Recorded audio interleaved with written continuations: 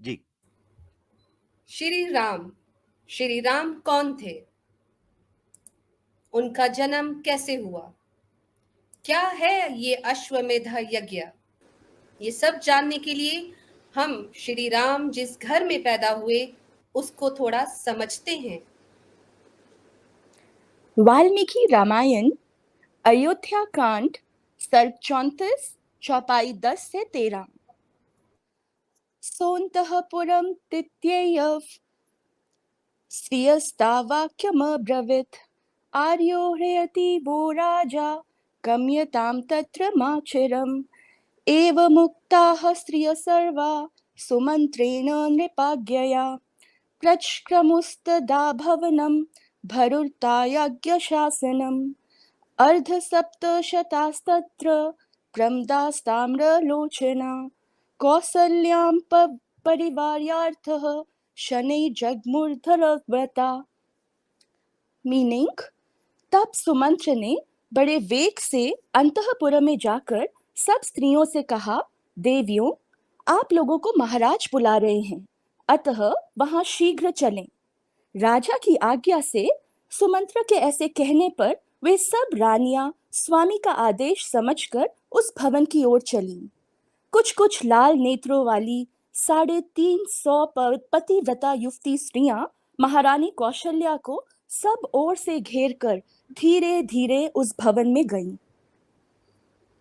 तो इस तरह वाल्मीकि रामायण के मुताबिक राम के पिता की 353 बीवियां थीं, जिसमें से 3 राजा की सबसे ज्यादा लोकप्रिय थीं। लेकिन अफसोस की बात है कि राजा दशरथ यानी श्री राम के पिता की 353 ऑफिशियल एंड अनऑफिशियल बीवियां होने के बावजूद एक भी औलाद न थी, जिससे साफ जाहिर होता है कि राजा दशरथ, जो कि हिंदू खुदा ब्रह्मा के बेटे मनु के एक ही अवतार थे, औलाद पैदा करने की ताकत से महरूम थे, यानी नामर्द थे। औलाद पैदा न करने की वजह से ऋषि वशिष्ठ ने उन्हें राजा दशरथ को अश्वमेधा यज्ञ करने का मशवरा दिया। अब ये अश्वमेधा यज्ञ क्या चीज है, तो आइए जानते हैं इसे भी वाल्मीकि रामायण से। बालखंड सर्ग 1 अध्याय 14 चौपाई 33।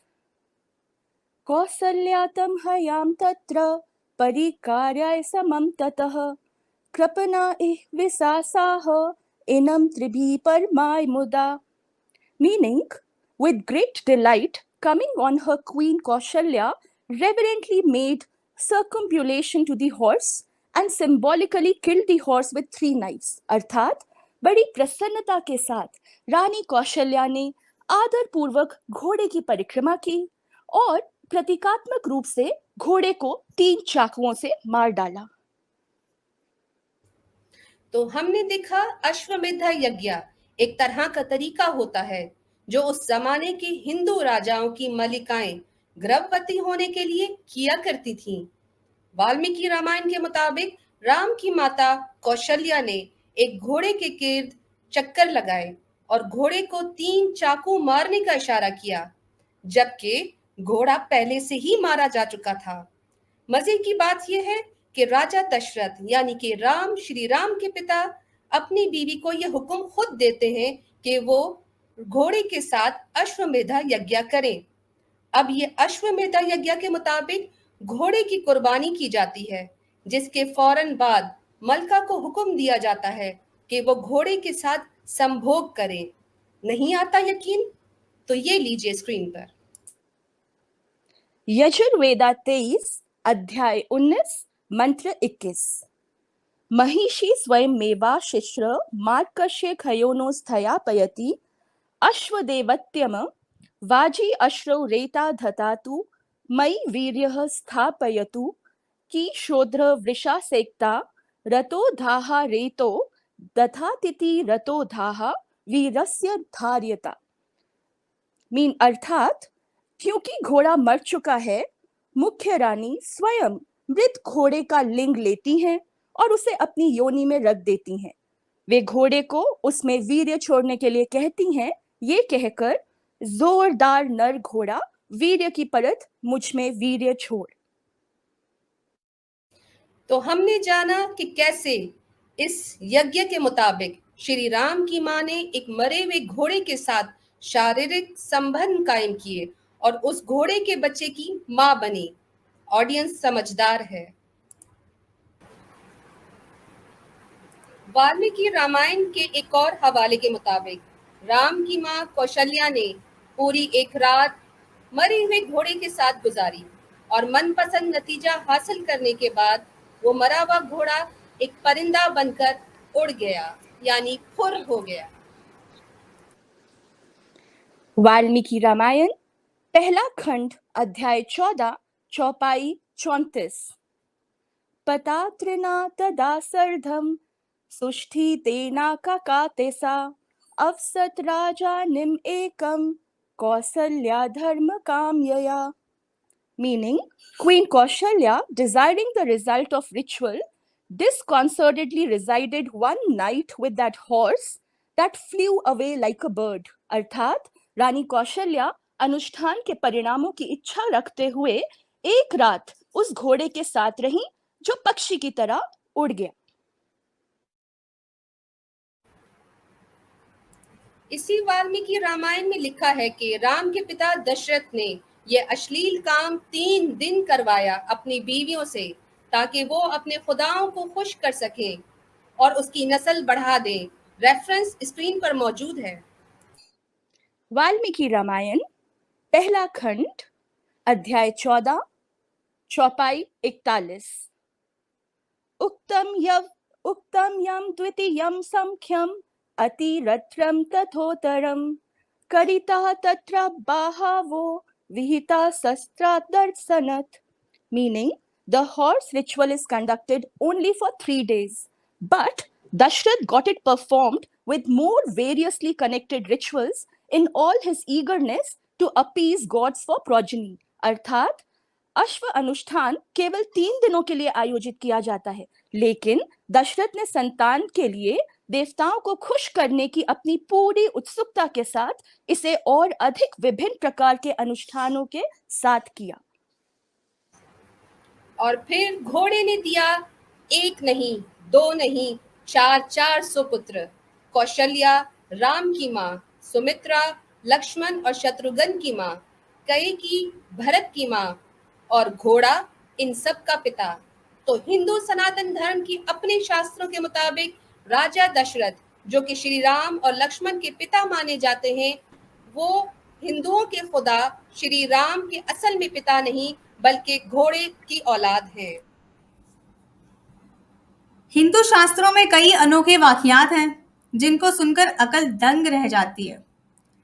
हिंदू खुदा श्री राम के जन्म का अनोखा किस्सा तो आपने सुन लिया, अब इन्हीं श्री राम की पत्नी माता सीता के जन्म का भी हाल सुन ले।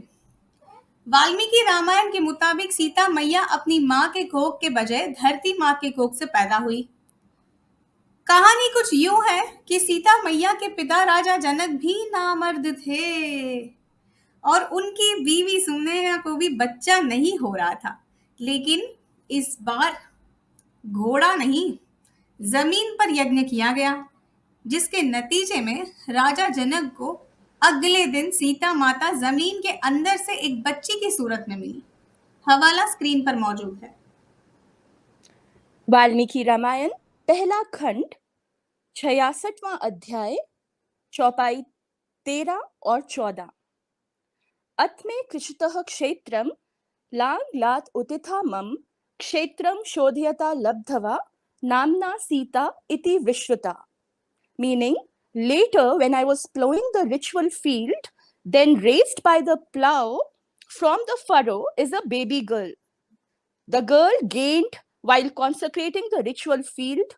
She is named Sita and thus she is renowned. अर्थात बाद में जब मैं कर्म कांड की खेत की जुताई कर रहा था, तब हल द्वारा उठाया गया कुंड से एक बच्ची अनुष्ठान क्षेत्र को पवित्र करते हुए प्राप्त की गई। उसका नाम सीता रखा गया और इस प्रकार वो प्रसिद्ध हुई। वाल्मीकि रामायण पहला अध्याय 66 वाल्मीकि रामायण अध्याय 66 चौपाई 14b-15a। भूतलात् उत्थिता सातु व्यवर्धत मम आत्मजा वीर्य शुल्का इति मे कन्या स्थापिता इयम आयो निजा। Meaning, hers is a non-uterine birth as she surfaced from the surface of the earth, but fostered as my own soul-born girl, and I determined to give her in marriage to a bridegroom where his boldness is the only booty I received in that marriage. अर्थात उसका एक गैर गर्भाशय जन्म है क्योंकि वो पृथ्वी की सतह से सामने आई है, लेकिन मेरी अपनी आत्मा में जन्मी लड़की के रूप में पोषित है और मैंने उसे एक दूल्हे से शादी करने के लिए निर्धारित किया है जहां उसका साहस ही एकमात्र इनाम है उस शादी में।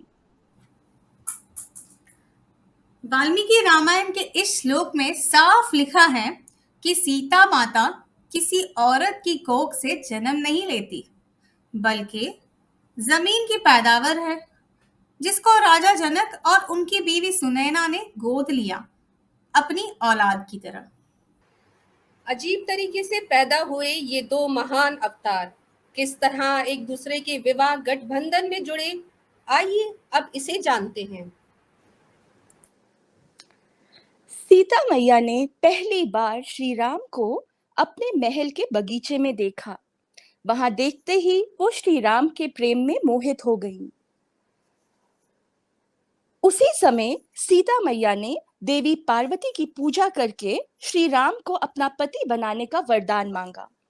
सीता मैया के स्वयंवर का दिन आ पहुंचा। राजा जनक चाहते थे कि उनकी बेटी सीता की शादी किसी शक्तिशाली, आदर्श और महान पुरुष से हो। इसी वजह से राजा ने शर्त रखी कि जो भी शिव धनुष को उठा लेगा उसी से वो अपनी बेटी का विवाह करेंगे। तो आइए जानते हैं कितने महान, कितने आदर्श किरदार के थे श्री राम। वाल्मीकि रामायण से तौ तत्र हत्वा चतुरः महामृगान् वराहं ऋष्यं पृष्ठं महारुरम् आदाय मेध्यं त्वरितं बुभुक्षितौ वासाय काले ययुतर वनः पतिम्। Meaning, having hunted there 4 deer, namely Varaha, Rishya, Pristha and Maharuru, the 4 principal species of deer, and taking quickly the portions that were pure, being hungry as they were, Ram and Lakshman reached a tree to take rest in the evening. अर्थात ये वो श्री राम हैं जिनका ये एक incidence हमारे सामने आता है।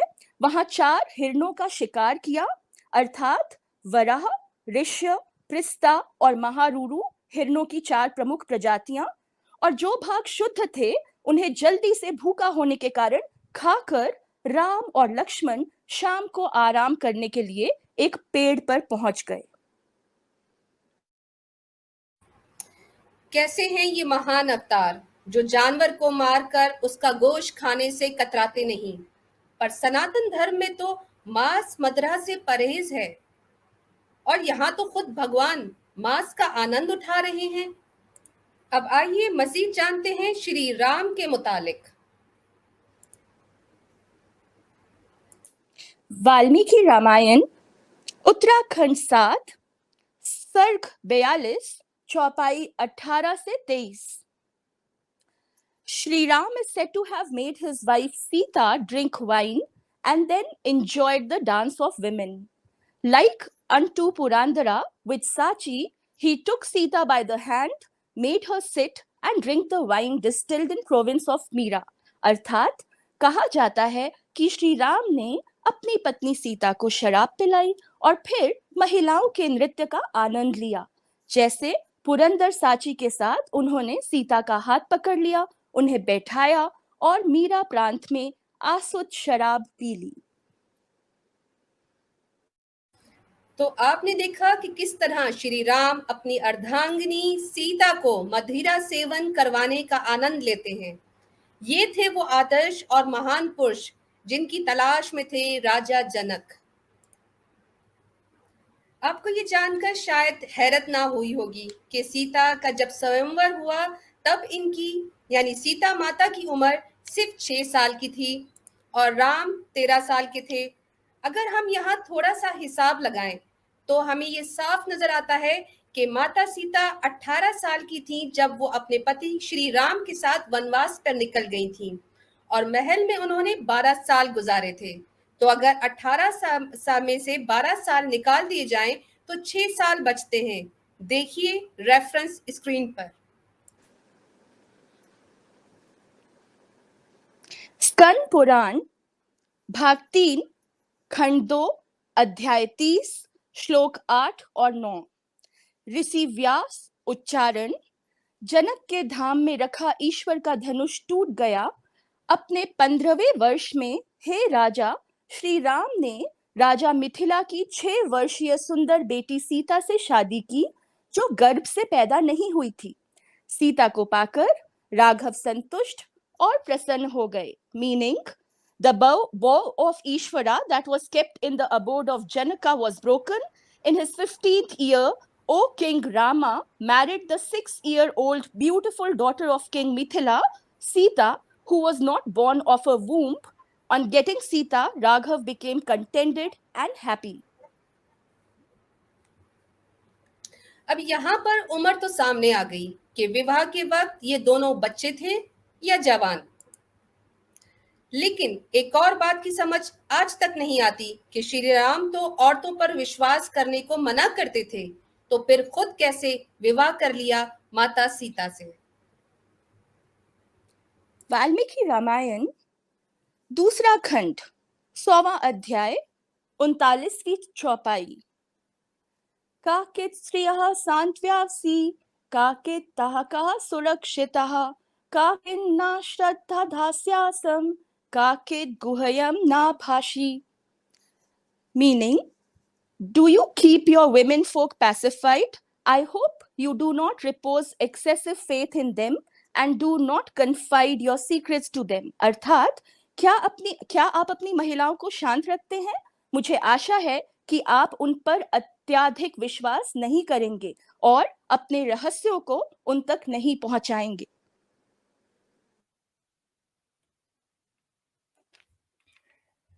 अच्छा, यहाँ जो बड़ा जबरदस्त पॉइंट उठता है वो है 6 साल की सीता थी और राम। चलो वो तो घोड़े के पुत्र थे, वो तो 2 साल का भी हो तो घोड़ा बड़ा ऊंचा लंबा हो जाता है, ठीक है। तो राम का तो हम चलो एडजस्ट कर लेते हैं भाई, वो तो छोटी बच्ची थी ना, उसका क्या कसूर है कि घोड़े के हवाले कर दिया। 13 साल का घोड़ा, आप जरा उसका चेक कर लें जरा कि क्या उसके जिसामत होती है।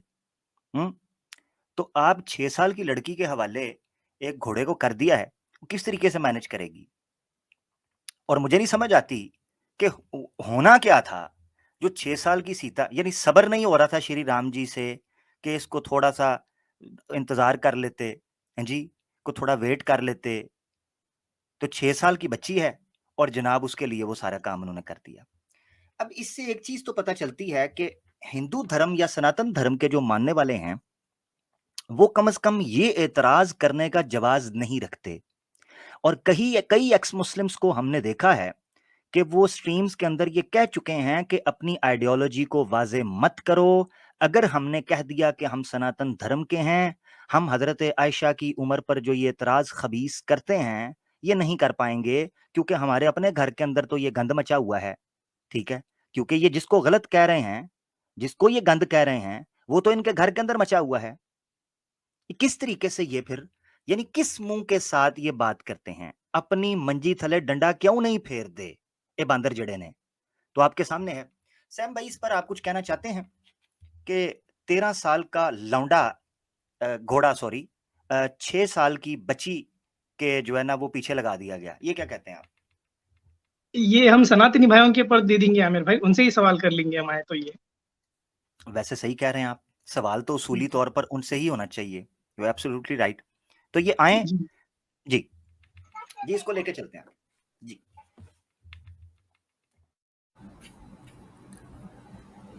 चले, जो भी बात हो, विवाह तो हो गया संपन्न।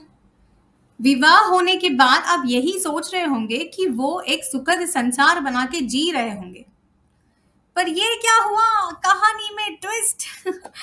यहाँ तो राजमहल के सुख की जगह जंगल का दुख नसीब बन गया। हाय, आप सब ये जानने के लिए उत्सुक होंगे ये कैसे हुआ। तो हुआ ये कि श्री राम की सौतेली माँ कैकेयी अपने पुत्र भरत को राजा बनाना चाहती थी, अपने एक एहसान के बदले जो उन्होंने किया था राजा दशरथ की जान बचाकर। इन भगवानों के भी ना कैसे माँ बाप होते हैं, कैसे माता पिता हैं जो आपस में ही राजगद्दी को हासिल करने के लिए अपने ही अवतार रूपी बच्चों को महल से निकालकर जंगल भेजने का षड्यंत्र रचते हैं और राजी भी हो जाते हैं।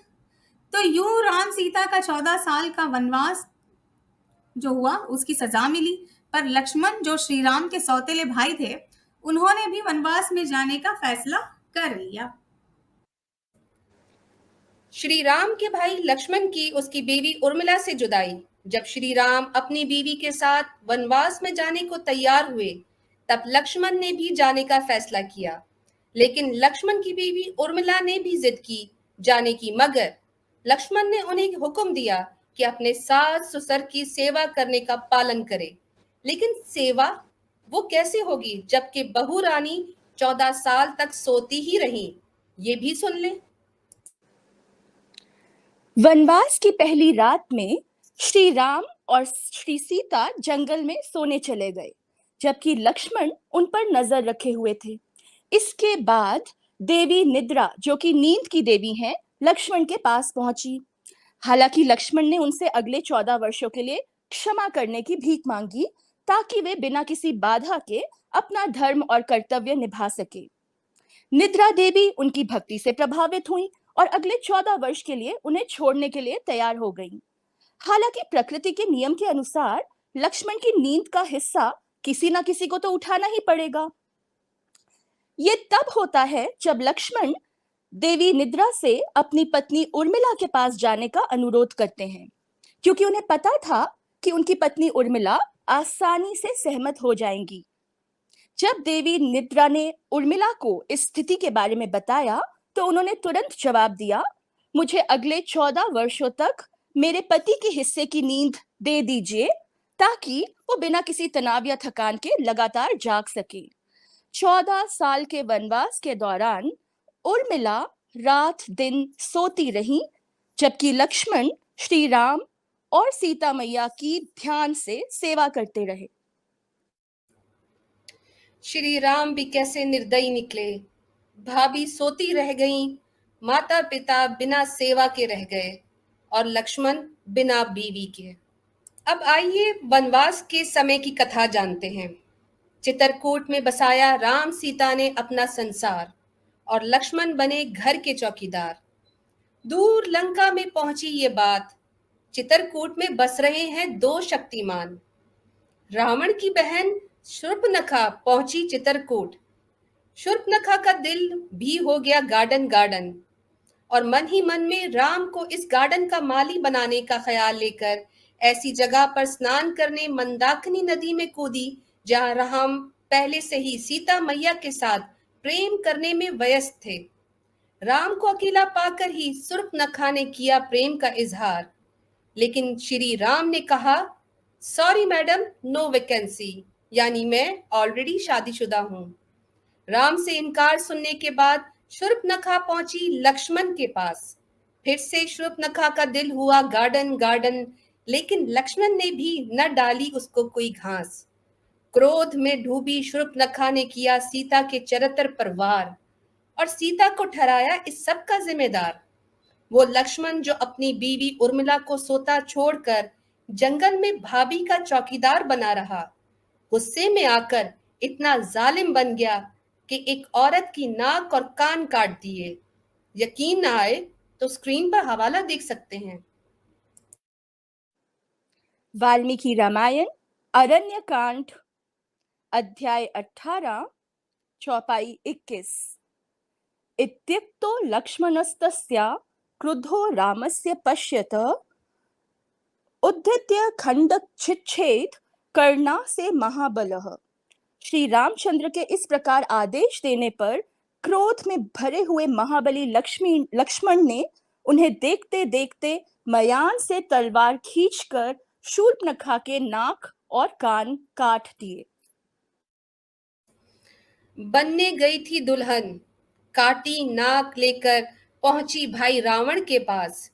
बहन को इस तरह नाक कटा देखकर क्रोधित लंकेश्वर ने सीता के अपहरण का बनाया प्लान। बहन की डोली उठाने के बजाय अपना सहरा बांधे चित्रकूट पहुंचे रावण। कुछ दिन बाद जब श्री राम और सीता मैया जंगल में मंगल कर रहे थे, तो वहीं सीता माता की नजर पड़ी एक सोने के हिरन पर, जो कि वास्तव में रावण का भेजा हुआ राक्षस मरीच था। हिरन पर मोहित हुई माता सीता ने श्री राम से जिद की कि मुझे ये हिरन लाकर दे। श्री राम के बार बार समझाने पर भी जब माता सीता नहीं मानी, तो श्री राम लक्ष्मण को सीता की रखवाली का आदेश देते हुए हिरन की तलाश में जंगल की ओर निकल गए। श्री राम ने जैसे ही हिरन पर वार किया, तो राक्षस ने धोखा देने के लिए श्री राम की आवाज में माता सीता को पुकारना शुरू कर दिया, हे सीते, हे सीते। श्री राम की पुकार सुनकर सीता मैया जंगल की तरफ भागने का इरादा करने लगी, तो लक्ष्मण ने उन्हें रोक दिया और कहा कि मुझे आज्ञा नहीं है कि मैं आपको कहीं जाने दूं। इस बात पर माता सीता ने लक्ष्मण से कहा कि अगर मैं नहीं तो तुम जाओगे, लेकिन यूं कि लक्ष्मण ने ये सुझाव भी रद्द कर दिया। तभी सीता मैया ने लक्ष्मण के कैरेक्टर पर सवाल उठा दिया कि तुम्हारी नजर मुझ पर है, जो अपने भाई की मदद करने नहीं जा रहे।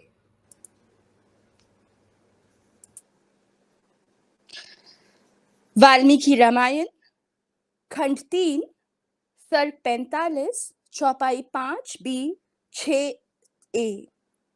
सौमित्रे मित्र रूपेण भ्रातु त्वम असि शत्रुवत यम त्वम अस्याम अवस्थायां bhattram na abhipadyase, meaning you are like a foe of your brother in friend's mind, Saumitre, as you are not making a move towards a brother even if he is in emergency.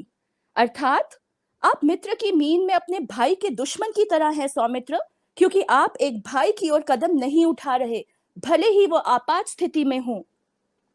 Valmiki Ramayan तीसरा खंड सर्ग 45 चौपाई 6b 7-1।